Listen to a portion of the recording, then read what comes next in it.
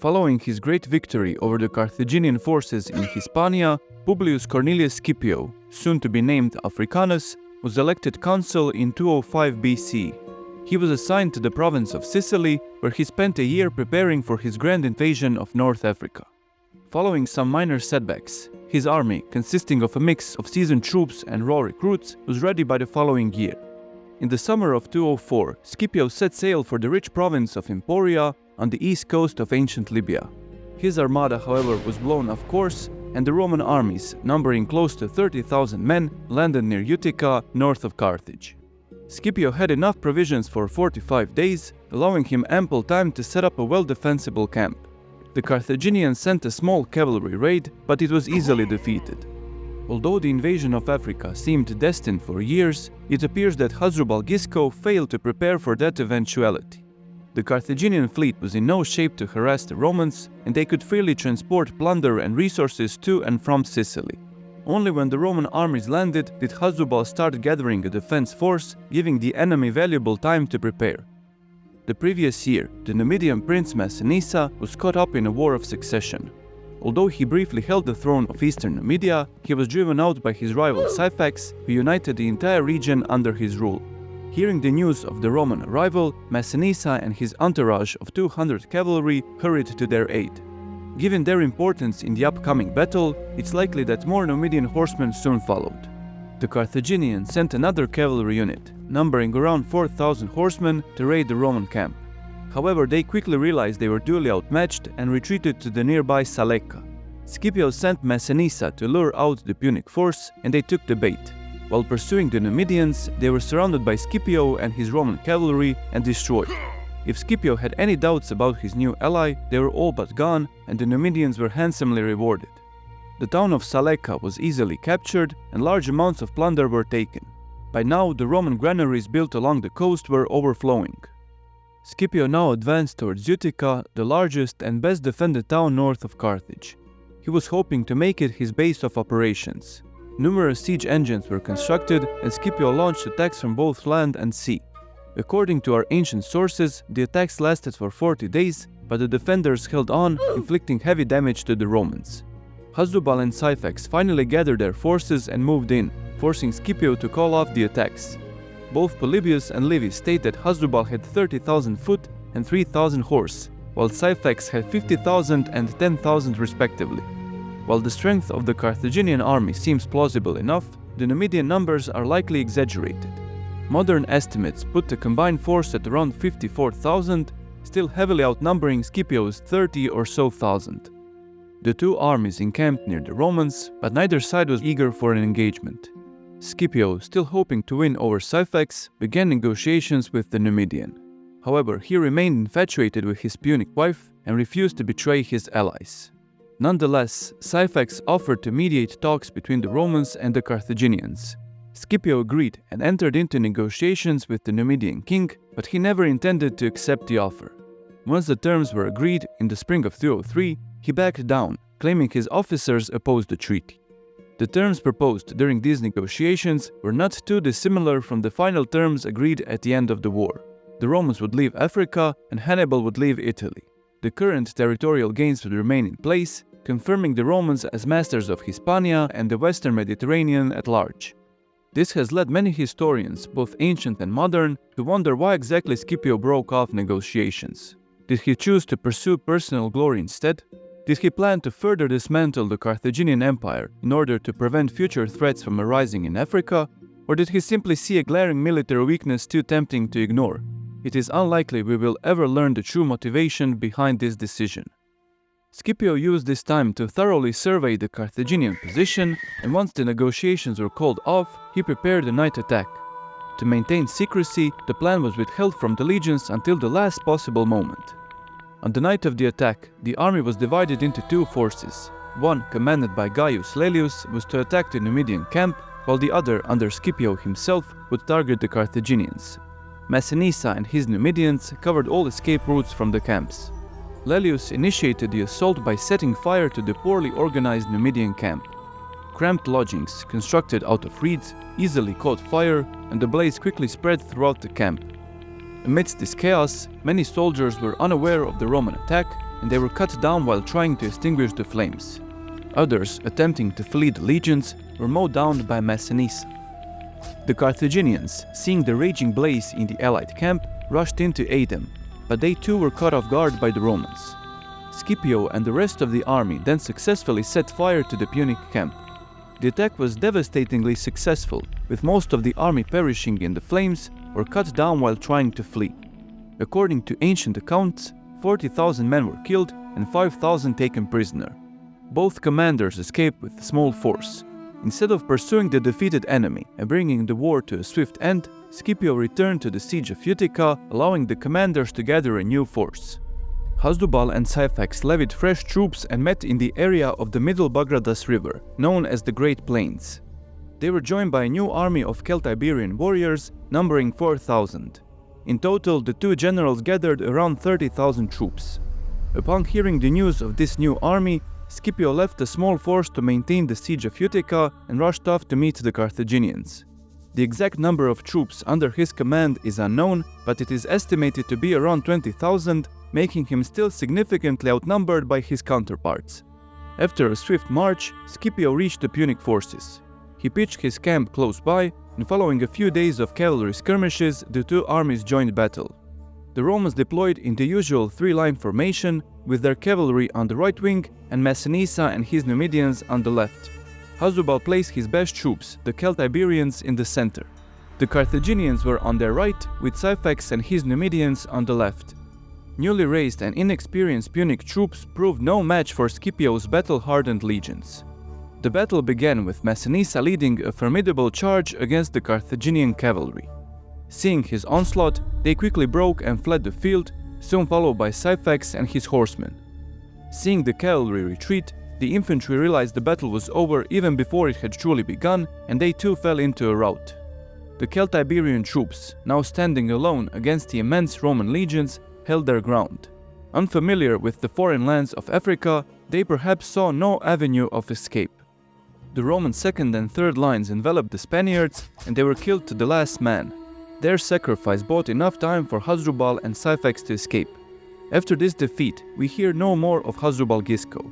He likely returned to Carthage, where he was executed for his failures, a practice common in pre-Barcid times. Scipio now split his forces. Massinissa and Lelius, leading half the army, pursued Syphax into Numidia. The pro-consul and the rest of the troops marched back towards Utica. Many Libyan communities, weary of the heavy taxes imposed upon them to maintain the war effort, surrendered to Scipio's advancing legions. He slowly moved down the Bagradas, gathering large amounts of plunder, finally reaching Tunis after a 2-week march.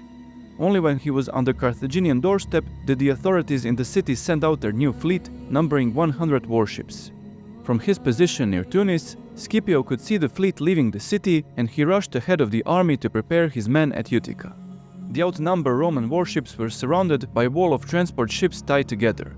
Losing the element of surprise, the poorly trained Punic fleet only managed to capture 60 out of the 400 transports before returning to Carthage to celebrate this minor victory.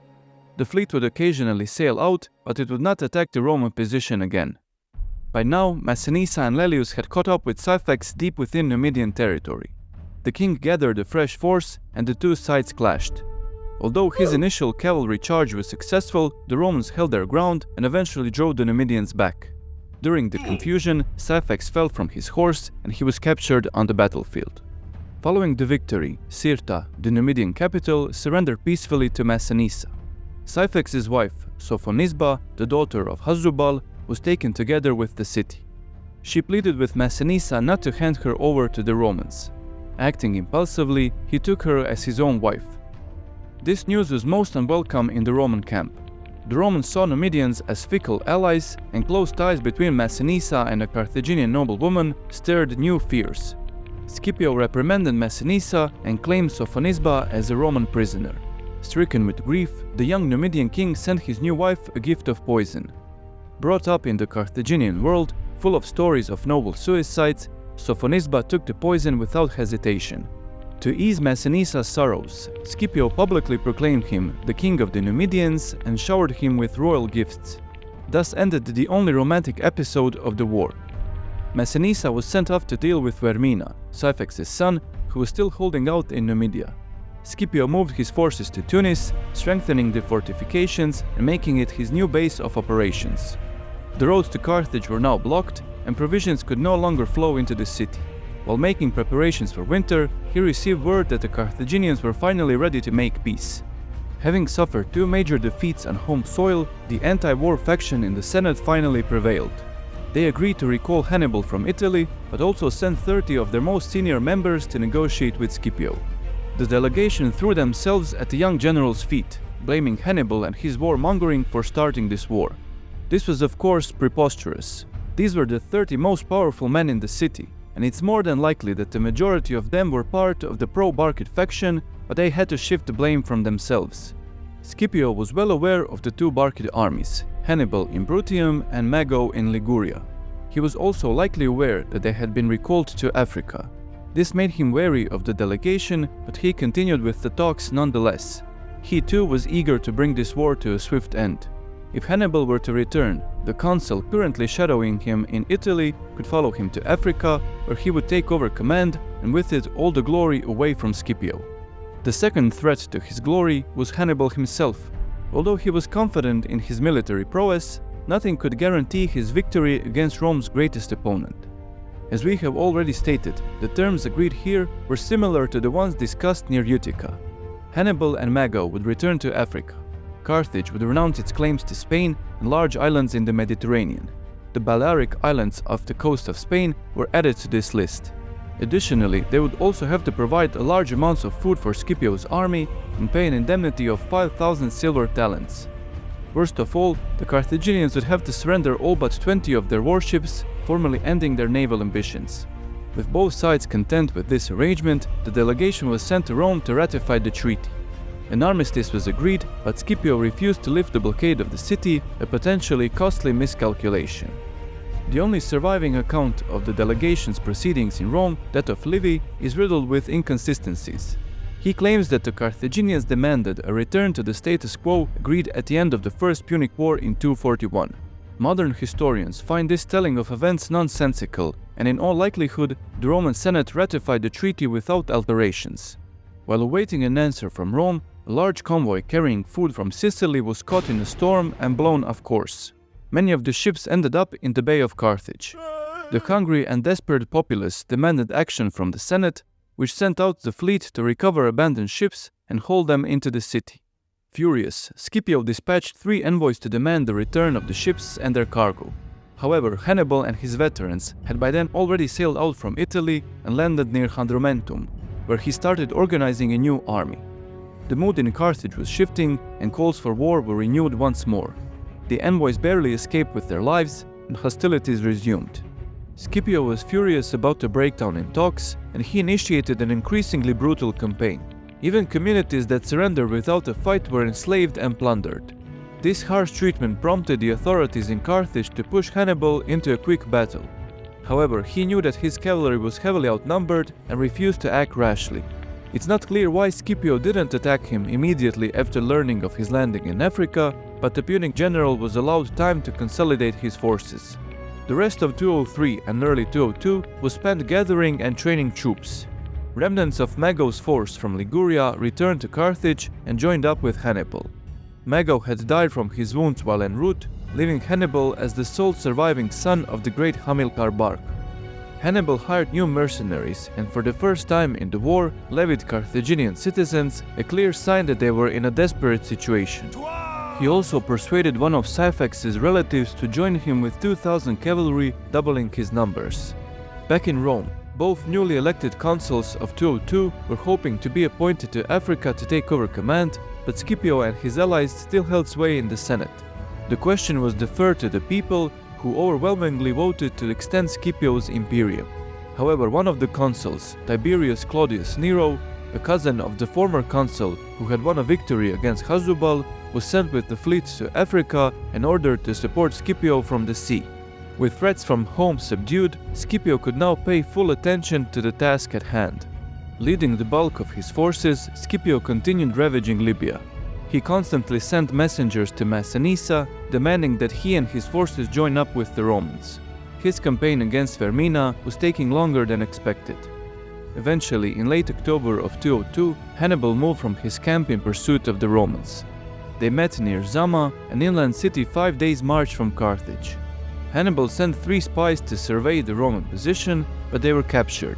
Instead of facing death, they were taken on a tour of the Roman camp in order to report what they saw to Hannibal. Considering Massinissa hadn't yet arrived, they would report seeing no Numidians, giving the Punic general false hopes. In the following days, the 2 generals agreed to a parley.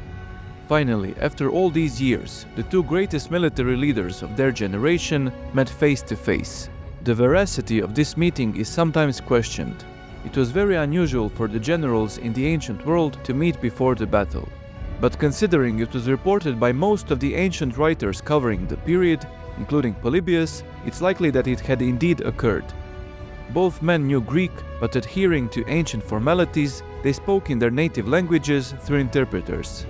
Livy, in his usual manner, embellished their speeches, but a common through line can be seen in all accounts. Hannibal offered previously agreed territorial concessions, but failed to mention either the large indemnity or the Punic fleet. This was of course rejected by Scipio, who ended the negotiations saying, "Either hand over control over yourselves and your country, or fight and win." The day before the parley, Massinissa arrived with 4,000 cavalry and 6,000 infantry, meaning Scipio was finally ready for battle. The next day, the 2 armies marched out in full force and the battle was joined. Polybius, aware of the momentousness of the situation, described it in the following terms. "Never did 2 braver armies or 2 more successful and brilliant generals contend, or fortune hold out a more splendid prize, the mastery of not only Africa and Europe, but every land known to history." The exact numbers are unknown. Scipio likely had around 20,000 heavy infantry and 1,500 cavalry, supported by Massinissa and his 10,000 men. The Romans were deployed in the usual 3-line formation, with the Italian cavalry under Laelius on the left and the Numidians on the right. The usually staggered Roman lines were aligned, creating openings between the maniples. These gaps were filled by light skirmishers. This army is likely the best trained Roman army before the introduction of professional soldiers in the following centuries. Part of the army was made up of survivors from Cannae, who served continuously for 14 long years. The rest were volunteers who arrived in Sicily in 205. For more than 3 years, they trained and campaigned together under arguably the greatest of all Roman generals. They were more than a match for Rome's greatest enemy. Hannibal reportedly had around 50,000 men and 80 war elephants on his side. Taking a page from the Roman playbook, he deployed his troops in a similar 3-line formation. Hannibal lacked sufficient time to train and fully integrate new soldiers into his army. This 3-line formation allowed each section of the army to operate independently, reducing friction between the unfamiliar troops. The first line, numbering 12,000 men, consisted of Ligurians, Gauls and Balearic slingers, the remnants of Mago's army. The second line, of roughly equal size, was made up from freshly conscripted Libyan and Carthaginian troops. The veterans that crossed from Italy, roughly equally numbered to the Roman heavy troops, meaning around 20,000, were placed in the last line. They included Bruttian and Lucanian mercenaries, and more importantly, the Spanish and African troops who had followed Hannibal across the Alps all those years ago. This last line is sometimes referred to as the most experienced army in world history. For 16 long years, they followed Hannibal from Spain, across southern Gaul and over the Alps.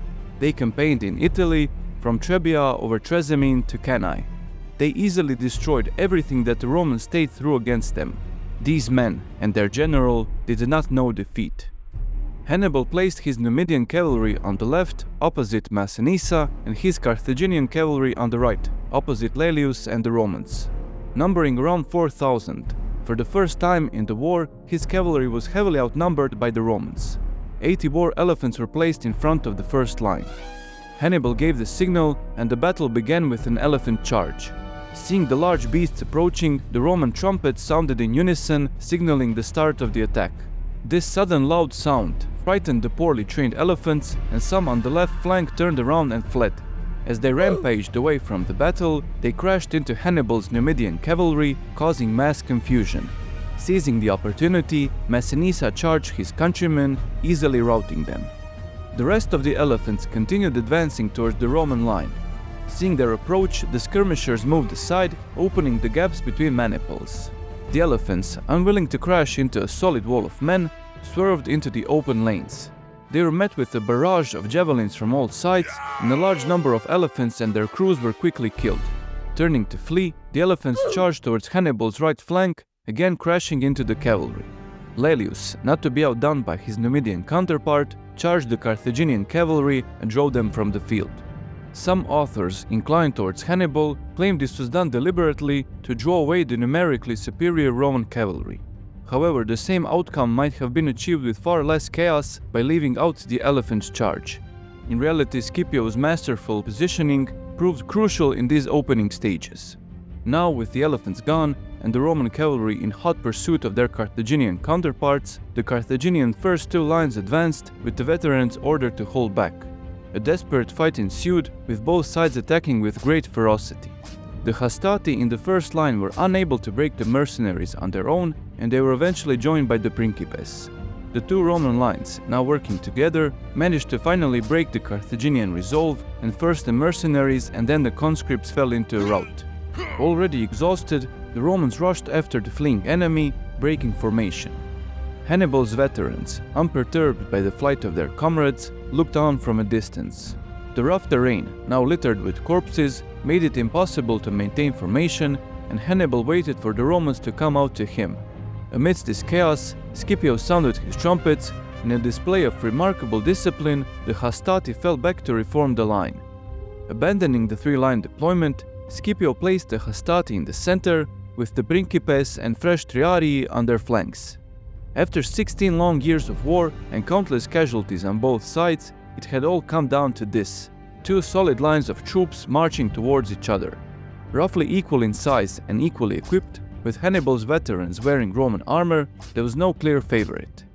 With the war, and more importantly their lives on the line, the two sides fought desperately.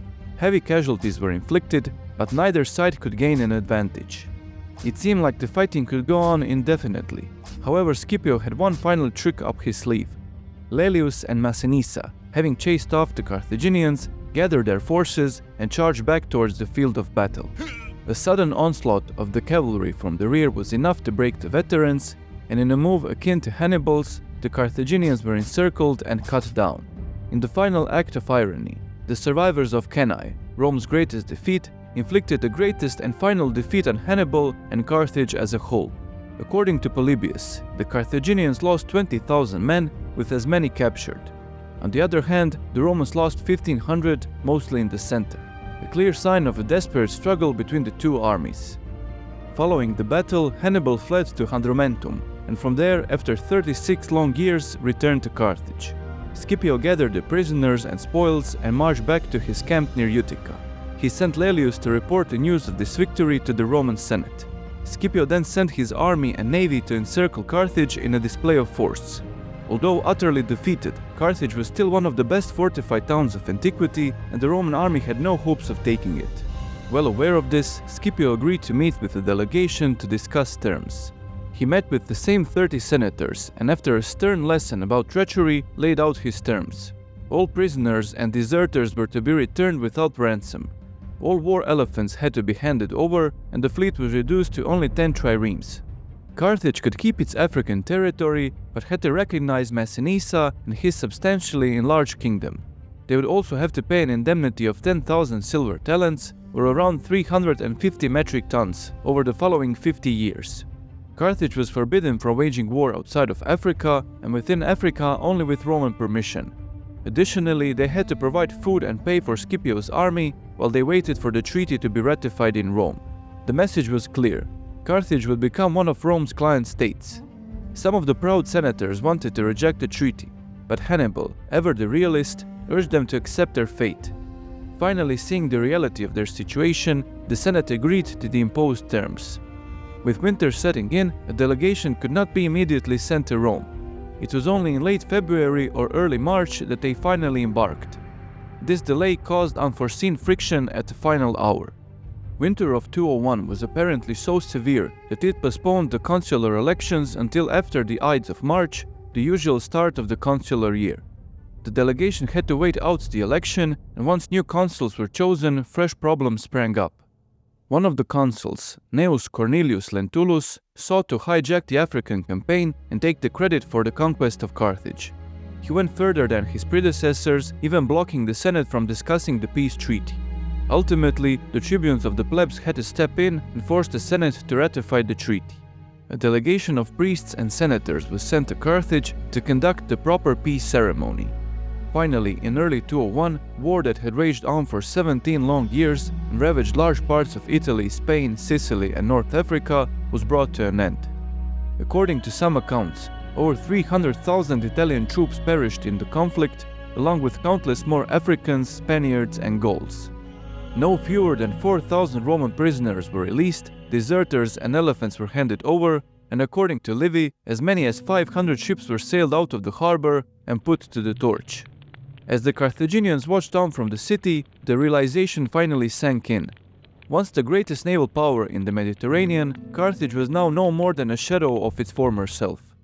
Lastly, the Carthaginians handed over 350 talents of silver as payment for the plundered fleet, and the Romans departed for home.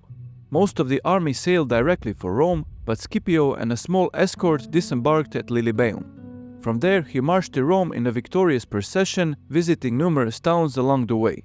As he passed through the Italian countryside, the exhausted communities erupted in celebrations. Scipio was awarded the magnificent triumph in Rome. According to Livy, this triumph was the most splendid ever seen in Rome.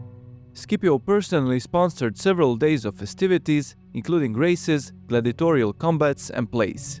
His men bestowed upon him a lasting nickname, Africanus, the man of Africa. Although his adopted grandson also used this epithet, it is by custom reserved solely for the victor of Zama. Following the end of the war, Hannibal stayed in control of the army, as the authorities in Carthage feared the repeat of the truceless war. In 199, when the threat of mutiny was removed, he stepped down. Although defeated, Hannibal still held some sway in the city, and he was elected suffect in 196. In this position, he tried to implement radical reforms, aiming to reorganize finances and eliminate corruption. This did not sit well with the oligarchs and the Council of Judges, who repeatedly petitioned Rome to have him removed. Although Scipio opposed intervention in their internal affairs, a delegation was sent to Carthage. Realizing he had no chance of peace at home, Hannibal went into voluntary exile. He joined the court of the Seleucid king Antiochus III in Ephesus. According to one ancient source, Scipio was sent to Ephesus as a part of delegation to Antiochus. There the two great rivals met again. During one of their meetings, Scipio asked Hannibal who the greatest generals in history were, and he named Alexander the Great, Pyrrhus of Epirus, and himself, in that order. Amused, Scipio asked what he would say if he had won at Zama. Hannibal replied that he would place himself as the greatest general in history. This episode is most likely a later invention, as Scipio was not part of a delegation to Antiochus. However, it shows the respect Roman writers had for Hannibal's military genius. Hannibal spent the rest of his life moving between the royal courts in Anatolia, evading capture by the Romans. He died in 183. His rival Scipio enjoyed unparalleled popularity at home. Only 34 at the time, he was the foremost citizen of the Republic and the princeps senatus, or the first senator. However, Scipio had his enemies in Rome. His chief opponent, Fabius Maximus, died in 203 and was succeeded by Marcus Porcius Cato, better known as Cato the Elder. A staunch conservative, Cato was vehemently opposed to Scipio's open Hellenization. A better military leader than politician, Scipio struggled to direct policies in the city. Although he was elected as censor and later as consul, he was often undermined by the Senate. His trusted advisor, Laelius, lost his consular election, and his brother Lucius was elected only in 190, 12 years after Zama. In the end, Scipio would share the fate of his greatest rival.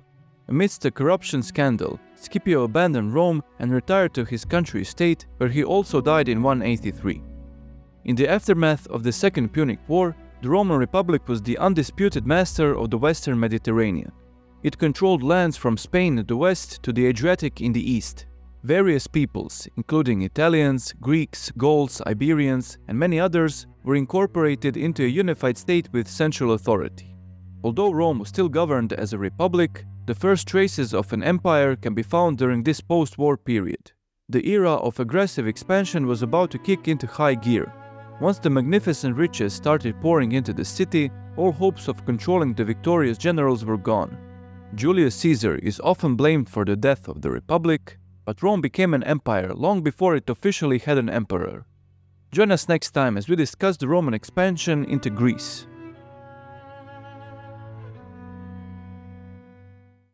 These men and their general did not know defeat. Did not know defeat. Did not know defeat.